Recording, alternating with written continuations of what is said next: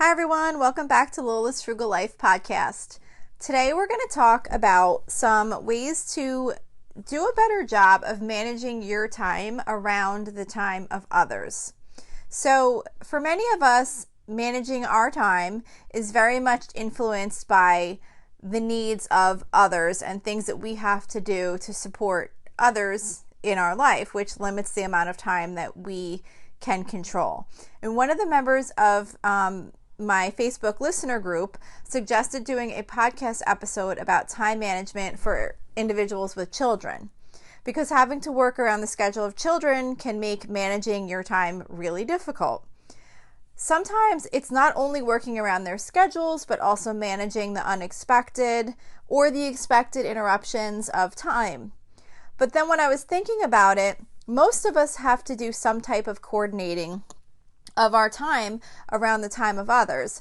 And while people with children often have less control over interruptions, those things still happen to all of us, sometimes just with less frequency, or sometimes with more frequency, depending on what's going on in our life. So instead of focusing only on time management for those with children, I think this topic can really be applied to many life situations. So, you could be managing a hectic work schedule, running a business, tending to animals, your spouse, parents, really anything that has an impact on your time that you have available to work with on any given day. So the way I'm going to approach the topic is kind of just managing your time when you are working around time that is kind of taken up by others in your life, whether that be children or other situations. So the first thing that I think is really important with time management is being realistic about the time that you have to work with. We often think we have much more time to get things done than we actually have. So when we get less things done in a given day, we might end up feeling like we should have been able to get more done. Sometimes that might be true, but we often fail to consider all of the things that take up our time each day. There's so many things that take up time before we even consider getting other things done. Like at the very minimum, each day, some of our time is going to be taken up to shower, get dressed, prep breakfast, prep lunch, prep dinner, eat those meals. And then depending on where those meals are eaten, potentially some cleanup afterwards. And that's just like the very, very basics. That takes up a chunk of time though. And then you're going to have other daily commitments that you do. Maybe you exercise or work or have kids activities or doctor's appointments or whatever else you might have on your calendar. So by kind of mapping out what those commitments are, it can kind of give you a true picture of how much extra time you have in the day to tackle something that you might have on your to-do list. If you kind of plot out your time, you're not going to plan on making phone calls that you had on your list when you see that your day is jam-packed with other activities. So by seeing when and where you have time available can really be helpful in deciding what you realistically can and cannot do in a day. Because sometimes we get these ideas that we're going to get things done no matter what, like, oh, well, I have to get this done tomorrow. I know I have all these other things going on, but I still want to try and get that done. But if you can look at your day and see you truly don't have time to fit in anything else, then you can be realistic and say, there's just no way I can do that. I either have to change something on my schedule if possible, or this is just not getting done today. So most importantly is just be realistic about the amount of time that you actually have to work with. And then, of course, kind of like with everything that we talk about, we want to consider the season that we're in. In some seasons of life, our time is just naturally going to be more devoted to the needs and schedules of others. If you're in one of those seasons and you feel like your time is really limited, take credit for yourself for the time that you're giving to supporting the needs of others. Don't just feel like you're not able to get anything done, because most likely the time that you're taking supporting others is having a big impact on their life. Of course, if the time supporting others is not something that you want to be or don't have time to be involved in, then you might need to make some type of a change if you can. Like say, for example, if you're a volunteer or you're part of some type of group or organization that you just really truly don't have the time for, then maybe you need to take a break from that until other things in your life slow down.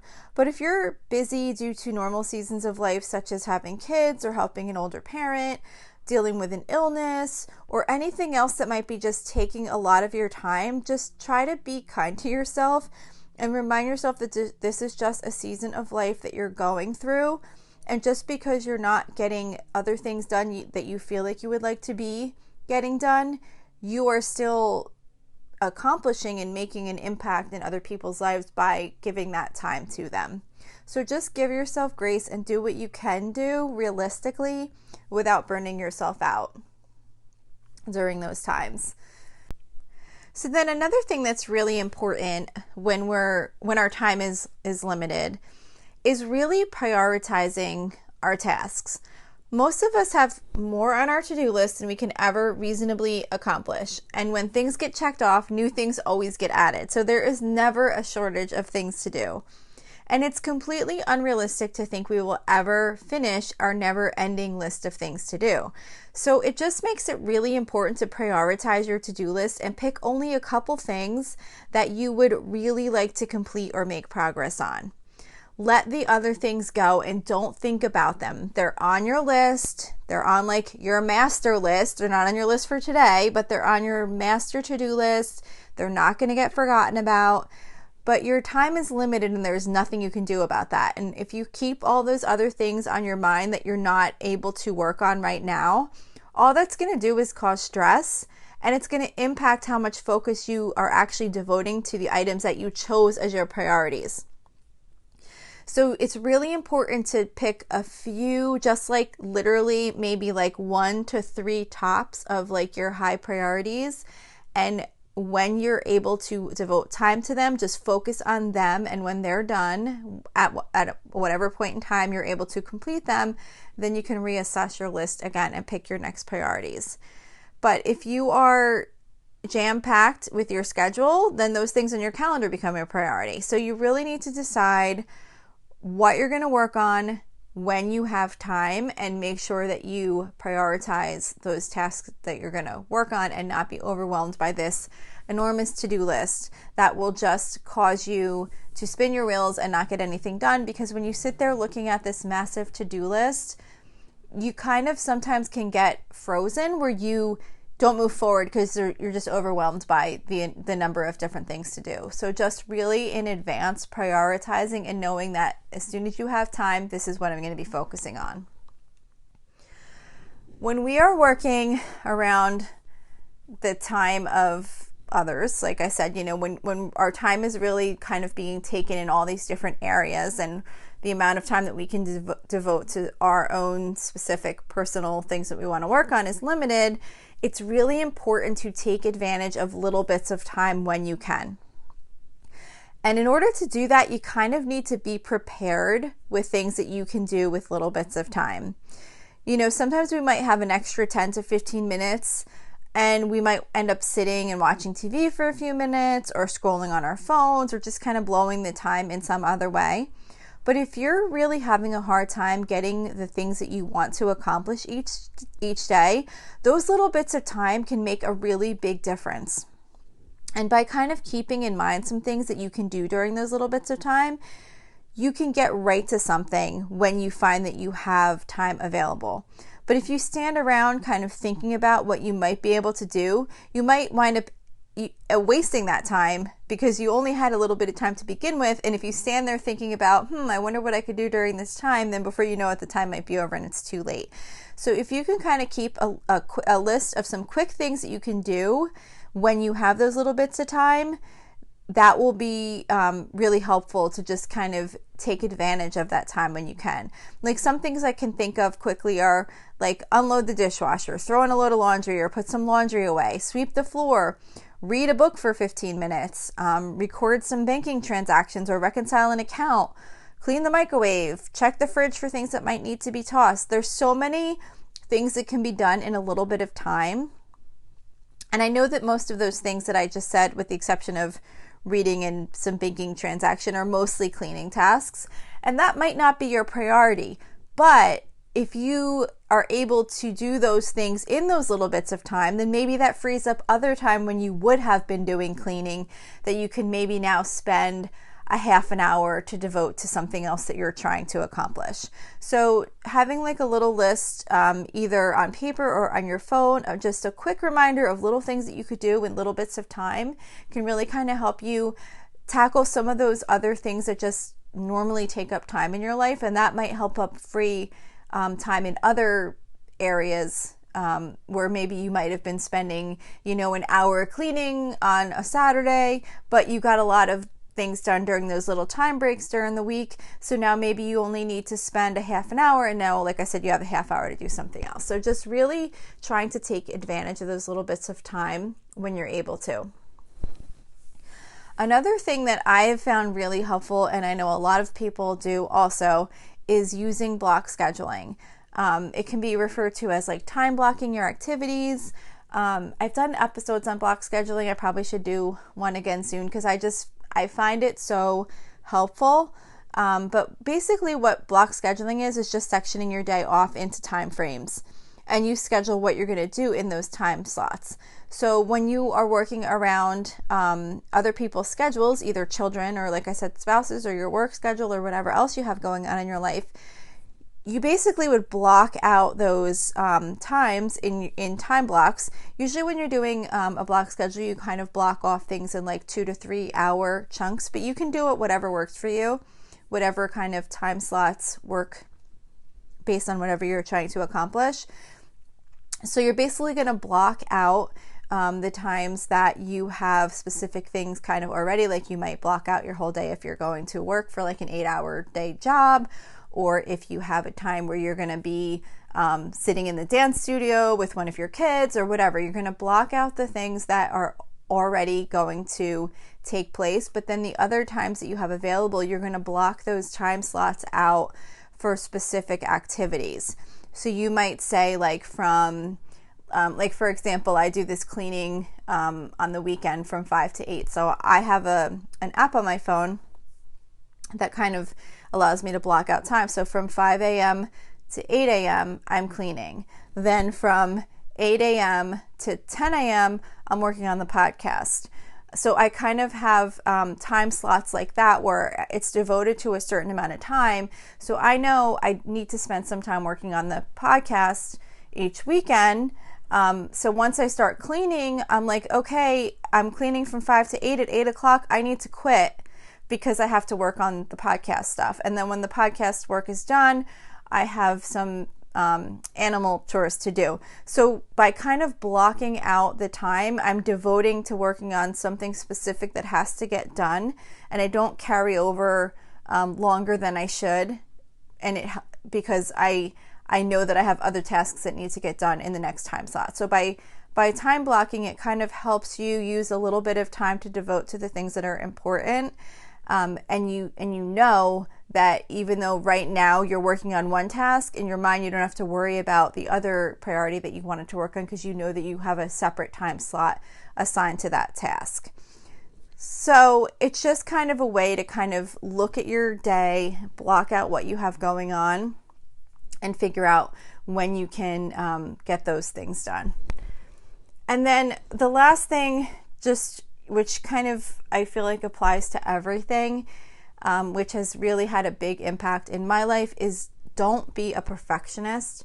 You can waste a lot of time trying to get things just right without a whole lot of extra benefit. Because when we lean on perfectionism, it can lead to procrastination. Because if you're too worried about getting something done perfectly and you don't know the perfect way to get it done, then you'll often just not do it at all. Things don't have to be perfect. Doesn't it always feel better to have something done not perfectly than to not have it done at all? It does for me, for sure. So I would rather do something and not have it perfect, and I can always go back and make it better if and when I have the time, rather than hesitating on something because of the fact that I don't know exactly how to do it. So I hesitate and waste time worrying about how to do it just the right way. And just since this request was specific to managing time with children. One thing I do, one other just like little tip just to add on to the end here that I wasn't planning on talking about, but it just kind of came to mind, is really try and consider, when are your children either sleeping or maybe during, if you're working away from home and your kids are in school, that's not going to help. But if there's any times where you can rearrange your own schedule to get yourself some free time when your children are not going to be up and active or need to be at activities or things like that. Like for me, I always got up super, super early, like ridiculously early. I get up at 4:30. I don't know.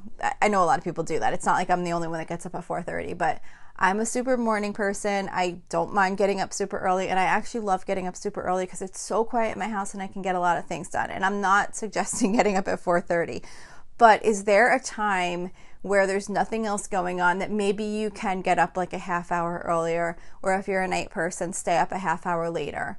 Just kind of just adjusting, if you're able to kind of find those little bit of time where you can have time all to yourself and just really focus just a little bit of time on something that really matters to you. That has been super helpful to me. And that's actually the reason that I get up at 5 in the morning on Saturday to clean, because it just made so much sense to me, because I was having a hard time managing time during the week with just like a lot of other things that I'm trying to do.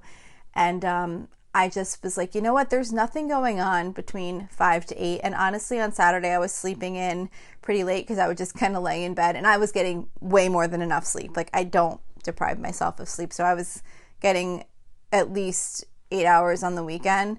I usually get like 7.5 during the week, but I was definitely getting 8 hours because I was going to bed my normal time and then just kind of like laying in bed until I would finally get up. And I'm like, I don't need to be laying in bed that long. I could easily get up early and get this stuff done like before the day even starts.